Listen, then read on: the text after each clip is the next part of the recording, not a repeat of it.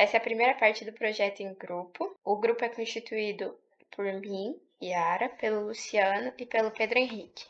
Nosso objetivo foi usar e treinar uma inteligência artificial para reconhecer plantas, diagnosticar elas se elas têm doenças bacterianas. A gente fez isso por meio do treinamento de um modelo com Ultralytics YOLO V8N, feito no Google Colab Notebook com linha de comando. Foi feita uma interface web para o upload de fotos e a classificação em tempo real utilizando a RASP. A nossa motivação foi a crescente necessidade de soluções voltadas ao desenvolvimento tecnológico, vendo que o Brasil tem um caráter agrícola e seria muito útil no nosso país. Com isso, facilita um monitoramento automatizado da saúde das plantas, integrando o aprendizado de máquina com uma interface web, facilitando o uso dessa ferramenta.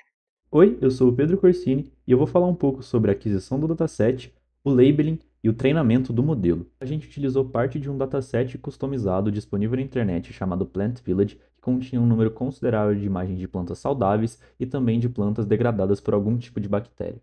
Depois eu upei o dataset no RoboFlow e fiz o labeling, sendo que no final eles foram divididos em 70% para treinamento, 20% para validação e 10% para teste. No final, as classes foram divididas entre folhas saudáveis e folhas com bactérias, e também foi feito um resize com dimensões de 320 por 320.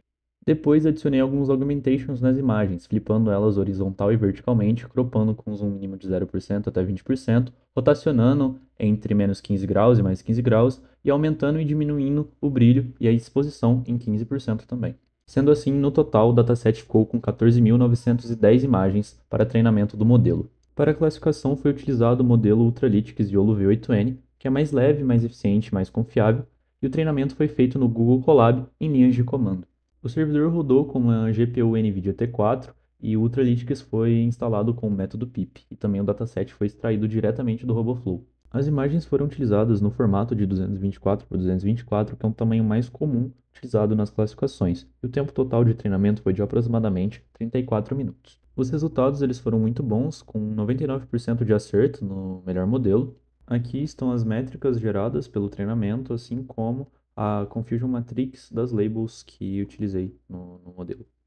E depois de extrair o modelo e antes de desenvolver a aplicação web, eu realizei alguns testes na Raspberry Pi por meio do Jupyter Notebook, e os resultados desses testes apresentaram uma alta confiabilidade, com cerca de 96% de confiança, e também os tempos de inferência e de pré-processamento do modelo foram muito bons, sendo rodados no Jupyter Notebook na placa, sendo eles inferiores a 2.000 milissegundos. Boa tarde, sou o Luciano. Vou falar um pouco sobre a parte do back-end que a gente desenvolveu. Primeiramente, a gente usou um arquivo chamado app.py, que abrange o back-end por um completo. Faz a comunicação ali com dois arquivos HTML, que é o index e o realtime. Usamos CSS também, mas falaremos disso um pouco mais para frente. Ele foi feito usando threads paralelas para fazer o vídeo em tempo real. E também tem uma área para o processamento das imagens enviadas. Então tem como você fazer o upload da imagem ou gravar em tempo real e ter a classificação. Na parte do front-end, como eu falei, a gente usou um arquivo index, em que foi focado para a parte de classificação através do upload. Já o Realtime HTML, ele foi feito para que você pudesse gravar especificamente para a câmera da Raspberry. O código foi feito. A imagem é capturada e atualizada a 500 milissegundos. E mostra ao lado o status e o nível de confiança da última predição. E por fim, usou o CSS para estilizar um pouco mais o site. E é basicamente isso. Essa é a nossa apresentação e vou falar um pouco mais depois sobre o código. Agora, explicando um pouquinho sobre o código, aqui está com erro por causa que eu não estou na RASP, então eu não tenho essa biblioteca baixada no computador. Quando eu rodei, eu já rodei diretamente na RASP. As principais importações aqui é a do Flask, que é para fazer o servidor web, né, o framework que eu utilizei, assim como foi utilizado nas aulas. Usei a Ultralytics, a biblioteca YOLO, para fazer a classificação. Usei a API Camera 2 para capturar o vídeo na Raspberry e a Threading para permitir capturar e classificar ao mesmo tempo. Eu primeiro comecei definindo aqui a pasta de uploads, depois eu carrego o modelo nessa função aqui, e dessa maneira eu posso ficar trocando para qualquer modelo. Então, enquanto a gente estava fazendo o projeto, eu troquei algumas vezes aqui, como ficou essa função específica para isso, facilitou bastante. Eu declaro as variáveis globais para o frame atual, para o resultado da última classificação e se a câmera está rodando ou não. Como eu utilizo em bastante funções, eu deixei como variável global. As funções principais primeiramente, para iniciar a câmera, eu peguei como base um código que o professor forneceu, alterei algumas coisas, mas é basicamente o código que o professor forneceu com algumas coisas a mais. Primeiramente, eu inicializo a câmera do Raspberry, depois eu capturo frames continuamente para fazer o vídeo. Eu faço a classificação dos frames, então eu pego um frame como uma foto e pego a maior probabilidade da classificação e falo que é essa imagem. Depois eu tenho aqui a função para gerar os frames no formato MJPEG para o navegador. E aqui começa a parte das rotas. Essa rota barra eu deixei para ser referente ao arquivo do index, que eu vou explicar um pouco mais para frente. Ele define a página principal, que permite o upload e exibe o resultado. A rota real-time ela foi feita junto com o real-time HTML e ela ativa o modo de classificação em tempo real. A parte do vídeo feed é para enviar o stream do vídeo em JPEG. A getLabel é para retornar o rótulo e a confiança em JSON para o JavaScript. E o stop é para interromper a classificação e voltar para a página inicial. Aqui no final do arquivo se eu preciso de uma pasta uploads, que é para onde eu mando as fotos. Então, se ela não existir, cria ela.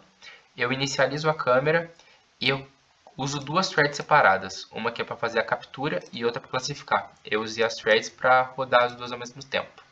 Isso aqui é porque eu rodava na Raspberry, eu precisava olhar no meu computador, então eu utilizava isso aqui para gerar um IP que eu possa usar no navegador. Agora sobre o arquivo HTML, a parte do index é para a parte de captura, para a parte de que você manda a imagem e obtém qual é a classificação dela.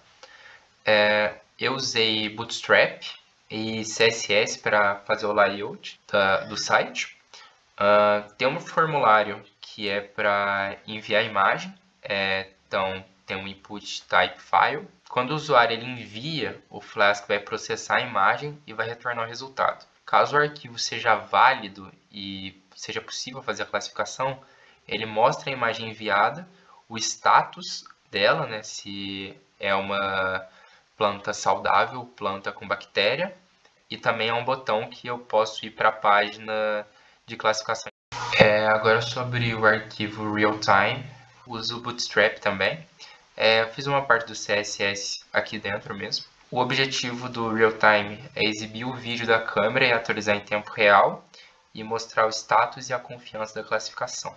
Ele primeiramente usa um image para receber o vídeo da rota do vídeo feed e ao lado ele mostra o status atual da planta e a confiança.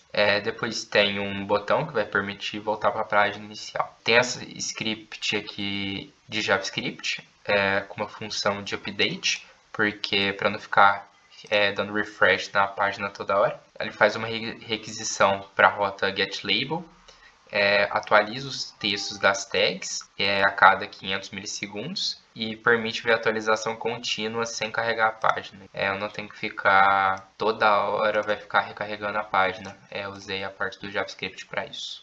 Agora a demonstração de como funciona a página web. Pode passar para outra.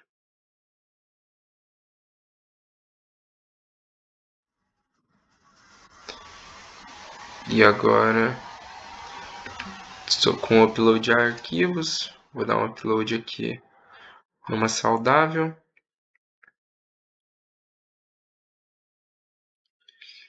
E aqui numa doente.